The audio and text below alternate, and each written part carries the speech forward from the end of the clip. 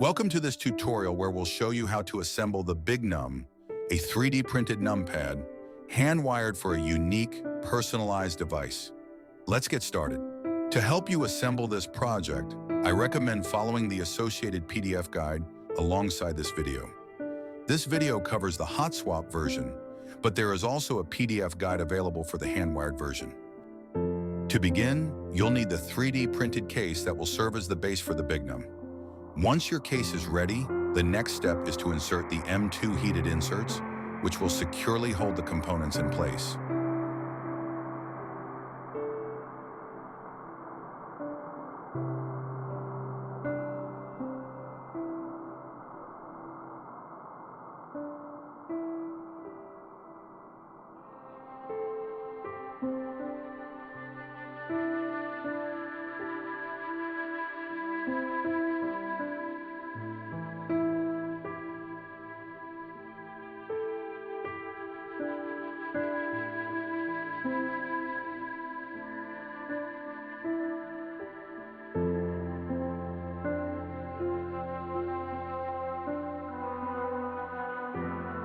To insert heated inserts into the printed case, I use an insert press that you can 3D print at 99%. You can find the link in the description.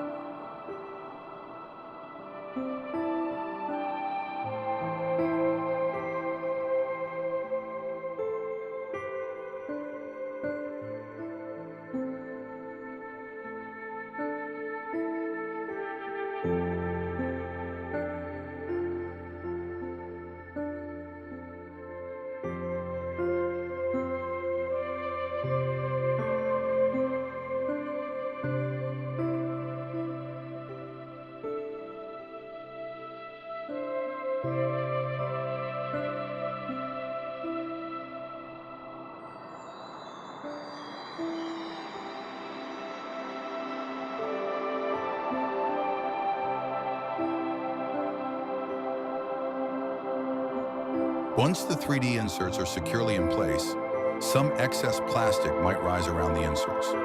To ensure a smooth finish, use a cutter to trim away this excess. This will leave you with a clean surface.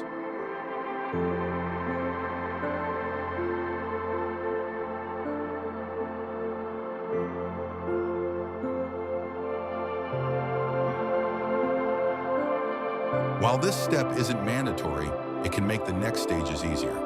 Take the diodes and wrap one side around a wire. Make sure to choose the side opposite the black band on the diode.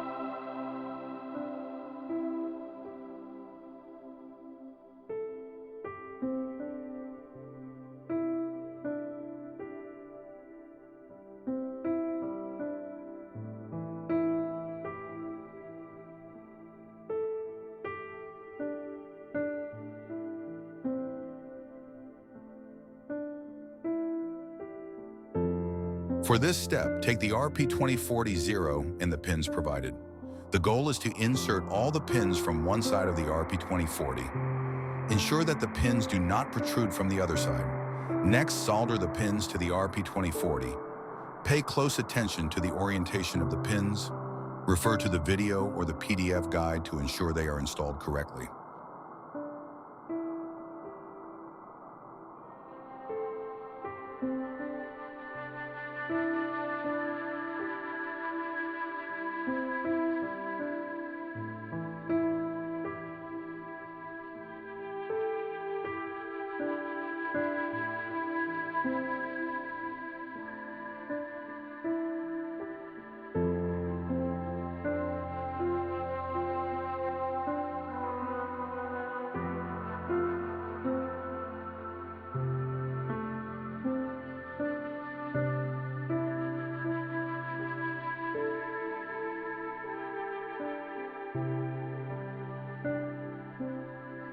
I strongly recommend using a good soldering iron for the entire assembly. In the video, I used a cheap, low-quality soldering iron, which made the soldering process much more challenging.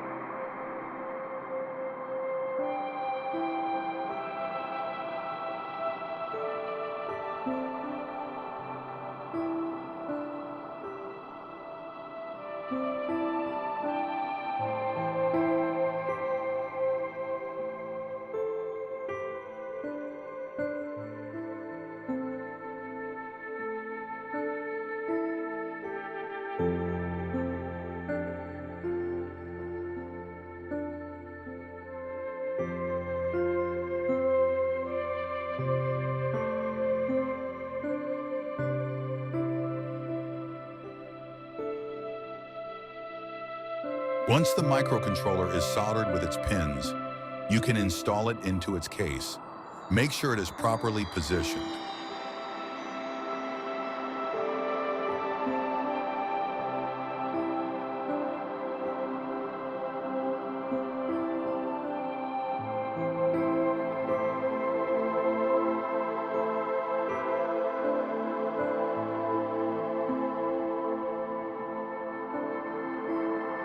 Now let's move on to the most significant part of the job. Take the 3D printed Hotswap plate and install the Hotswap sockets into it. The tolerances are tight, so don't hesitate to apply some force to get them in place properly.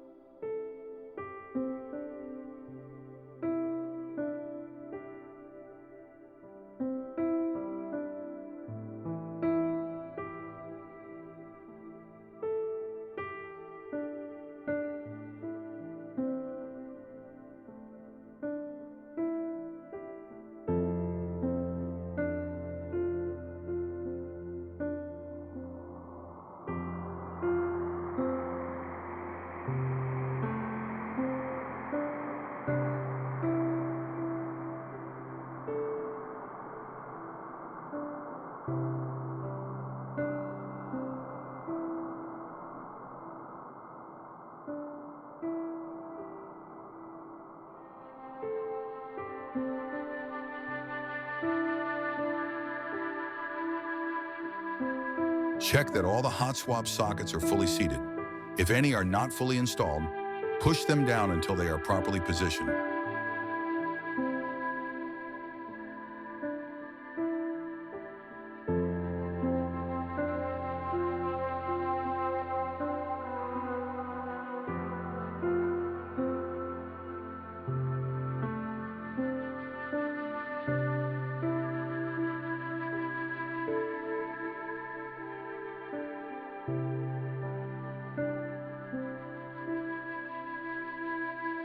Next, we'll prepare and solder the Hotswap sockets using copper wire. To cut the copper wire to the correct length, refer to the PDF guide.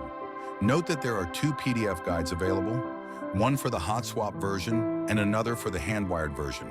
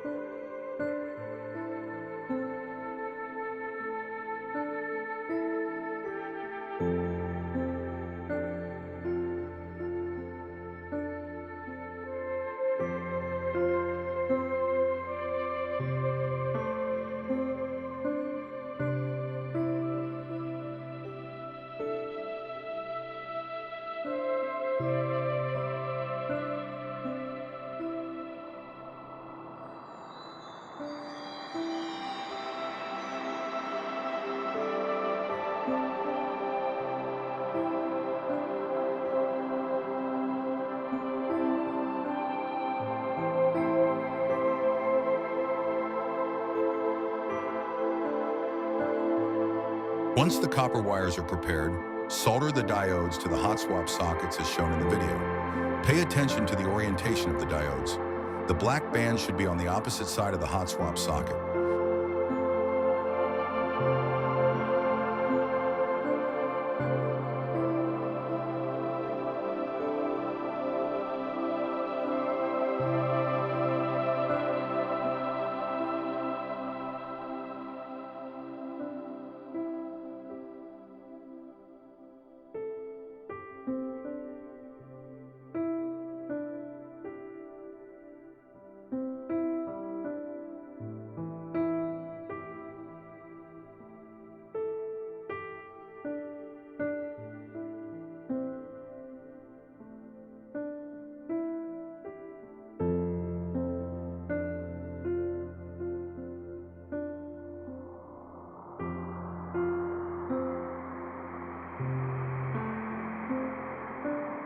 To position the lines with the copper wires, place the copper wires on top of the diodes and bend the diode legs around the copper wire.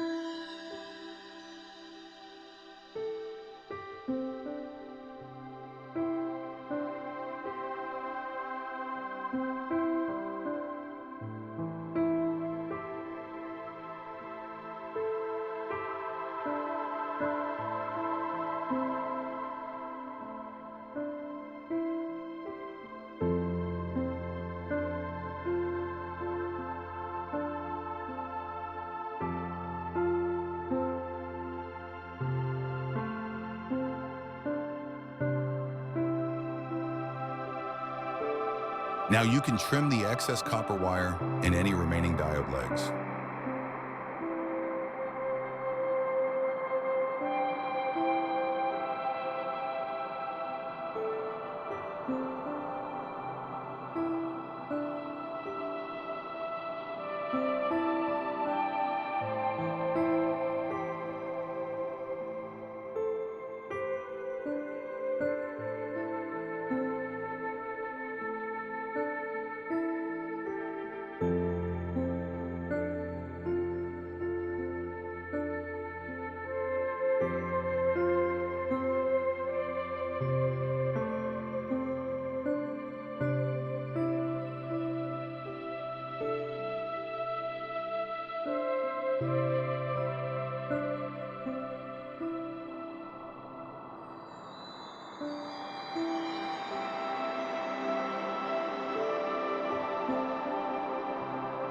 Do the same for all the remaining lines. Make sure each diode is properly positioned and the copper wires are securely fixed before trimming the excess.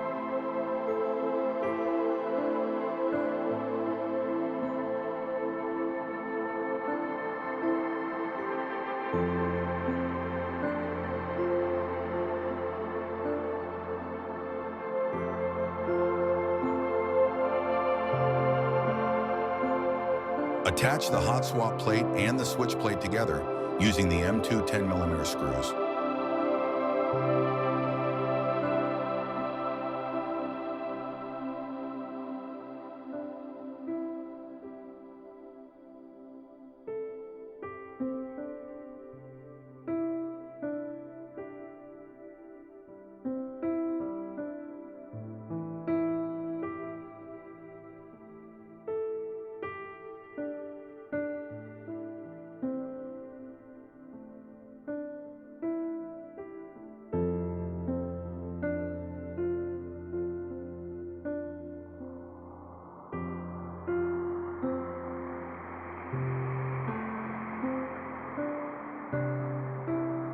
Add the EC11 rotary encoder with its 15mm shaft and secure it with its nut. Make sure to check the guide or video for the correct orientation of the encoder pins.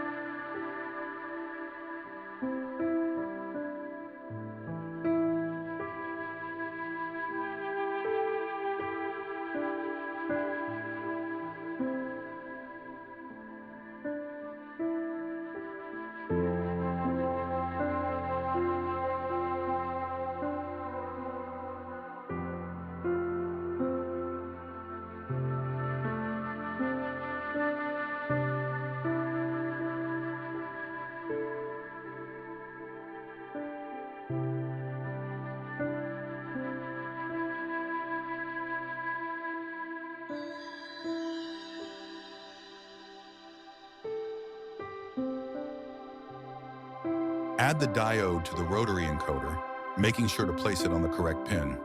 Be sure to check the documentation or video for the proper placement of the diode.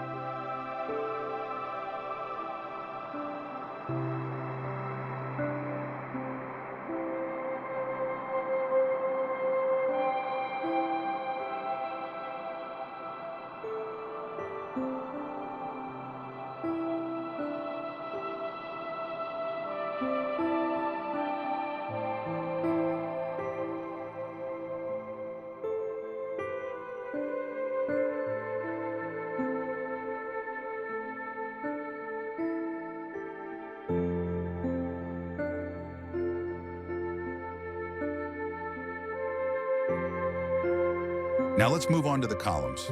Before installing them, lift the top pin of each hot swap socket. This will make it easier to position the copper wire.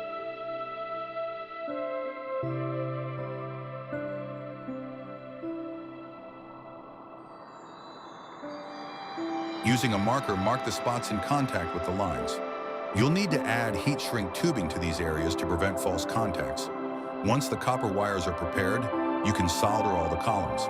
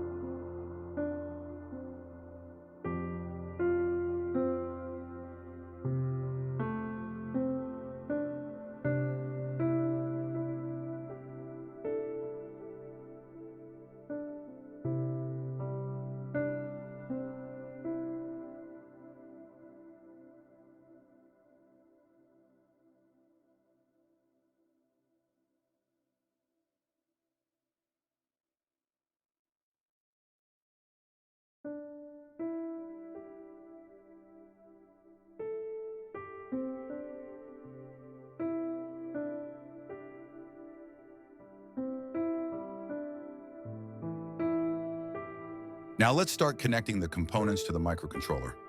First, connect the remaining pins of the rotary encoder. From the remaining pins, identify those for GND. Refer to the PDF guide and the schematic for the steps to follow.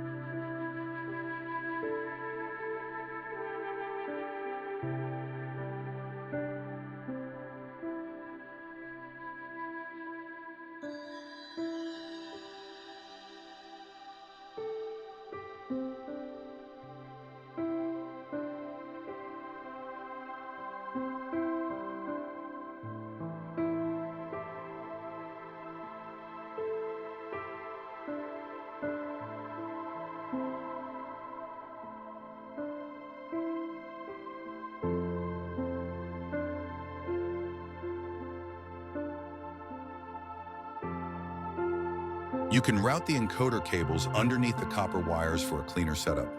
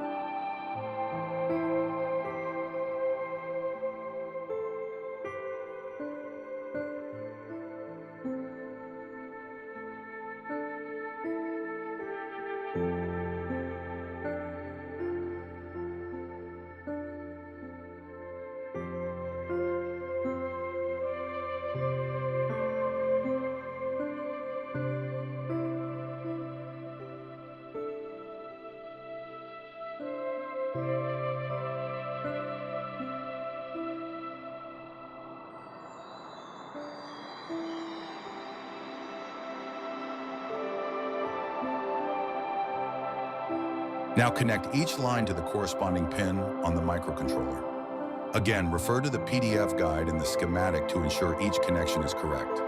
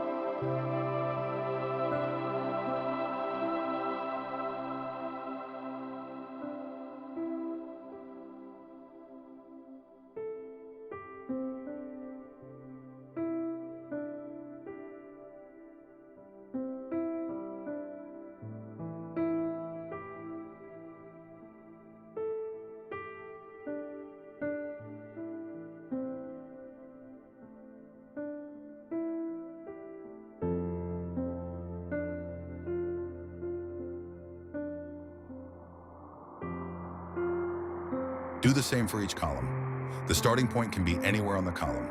Just make sure to connect each column to the corresponding pin on the microcontroller.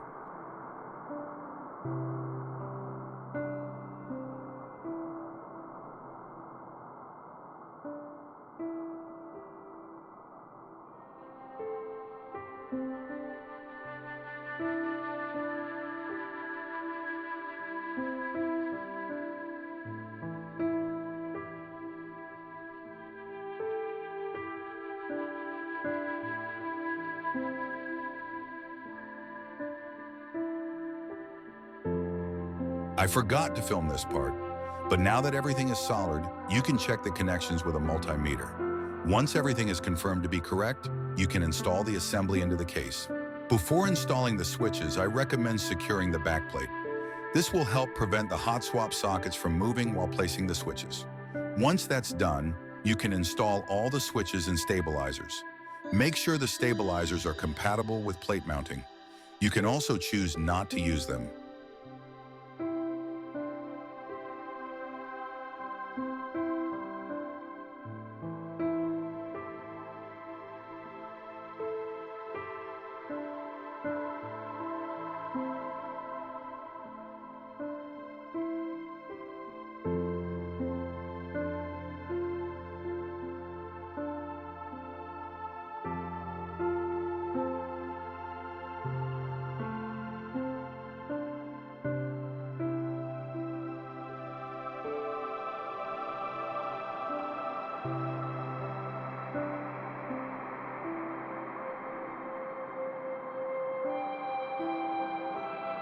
The final step is configuring the firmware. For this step, please refer to the corresponding page in the PDF guide. You'll need to install Vial on your computer and download the file named bignumvial.uf2.